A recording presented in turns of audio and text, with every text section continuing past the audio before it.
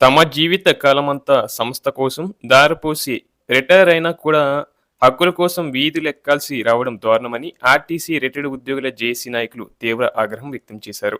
RTC retirement ఉద్యోగుల బకాయిలను వెంటనే చెల్లించాలంటూ రాష్ట్ర వ్యాప్త డిపోల గేటు ధర్నాలో భాగంగా సోమవారం హుజారాబాద్ డిపో ముందు రిటైర్డ్ ఉద్యోగులు ధర్నా నిర్వహించారు. అనంతరం తమ న్యాయమైన డిమాండ్లతో కూడిన వినతి పత్రాన్ని డిపో మేనేజర్కు అందజేశారు.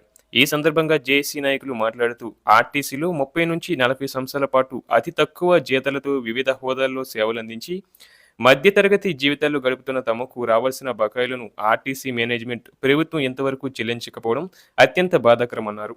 అలాగే మహాలక్ష్మి పథకం కింద ప్రభుత్వ నిధుల నుండి ఆర్టీసీకి నెలకి 400 కోట్లు విడుదలవుతున్నాయని చెప్తున్నారు. మరి అలాంటప్పుడు గత 8 సంవత్సరాలుగా 2017 నుంచి 2026 వరకు రిటైర్మెంట్ అయిన దాదాపు 15,000 మంది ఉద్యోగులకు ఒక్క రూపాయి కూడా ఎందుకు చెల్లించలేదు? దీనిపై మేనేజ్మెంట్ స్పష్టత ఇవ్వాలని నాయకులు డిమాండ్ చేశారు.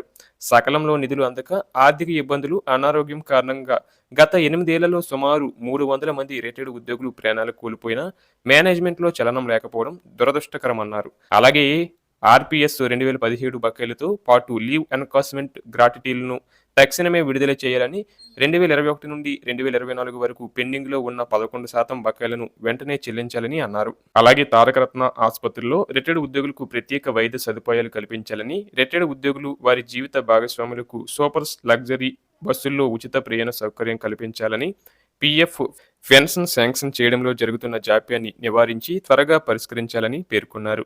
వయసు పైబడి ఆర్థిక ఇబ్బందుల్లో ఉన్న తమను ప్రభుత్వం మేనేజ్మెంట్ మానవతా దృక్పథంతో ఆదుకోవాలని, తమ న్యాయమైన డిమాండ్లను వెంటనే పరిష్కరించాలని వారు కోరారు.